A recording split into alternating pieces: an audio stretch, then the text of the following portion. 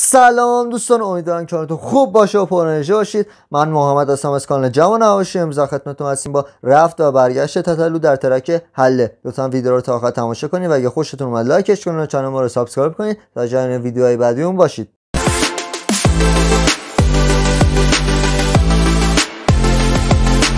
خب دوستان، همونطور که با خبرید پیشرو حسین تتلو و تویی قراره یه فیت بدن و اسم ترک هم حله هستش و همه چی خیلی خوب داشت پیش میرفت که یو تتلو اعلام کرد که میخواد از این ترک لفت بده و نمیخواد توی این ترک باشه. بریم که حرفای تتلو رو با هم دیگه بشنویم. من اعلام میکنم اینجا من به درد آهنگی مثل حله نمیخورم. بچه‌ها لطف دارن میخوان که من باشم، اما این سبک من نیست و من متاسفانه مجبورم از این کار لفت بدم. شرمنده از داداشه و هوادارا. من همینجا از کار حله میام بیرون. علیرغم میل باطنی خواهش میکنم منو ببخشید. امیدوارم تو کار بعدی جبران کنم. مشکل از هیچ کس نیست به جز من. اینو واقعا میگم. بقیه دوستان با اعصاب راحت و صبر پروژه پرداخت من دارن میپردازن، اما من یکم مغزم مشکل داره. اولا تو آهنگ زیادی بی‌ادبی میکنم و زیادی ممکنه فاز بد بدم. دست خودم نیست، اوضاعم اینه، مغزم اینه، اعصابم اینه، پس بهتره نباشم.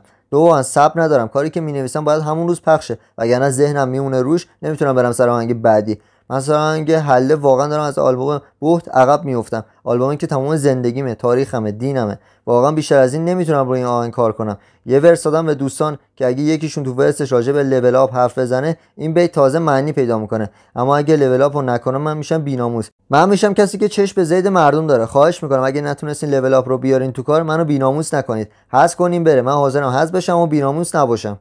اما دوباره تتلو اعلام کرد که به ترک برگشته و گفته من تو این ترک حرف حق رو میزنم. بریم که صحبتاشو با هم دیگه بشنویم. بابت این خیلی استرس دارم. نه من فقط، همه استرس داریم. خیلی چیزا باید بین خودمون حل میشه و باید بین مردم هم حل بشه. مثلا که ما راجع به لول اپ داریم حرف میزنیم، پس باید از همه ترس و استرسامون بگذریم و سانسور نشیم. دو، شعر اون مخاطب خاص نداشته باشه که یک کسی ناراحت نشه، دو کسی شاخ نشه. سه، ما باید برای شعر تصویرسازی میکردیم. خب پس اینا به کیا دارن فوش میدن؟ پس ما احتیاج به یه سناریوی ویدیویی داشتیم. سناریو رو ساختیم، مخاطب معلوم شد، کار بررسی شد و در حال پخشه. سناریو به این صورت هست که گنگ دو تا محل به جنگ افتادن و ما، یعنی ما 4 نفر عضو تیم هستیم و 4 تایی داریم اون گنگی که بامون به مشکل خورده رو مچاله میکنیم. و با دیدن موزیک ویدیو این آهنگ در آینده تمام اپاماتتون رفع میشه.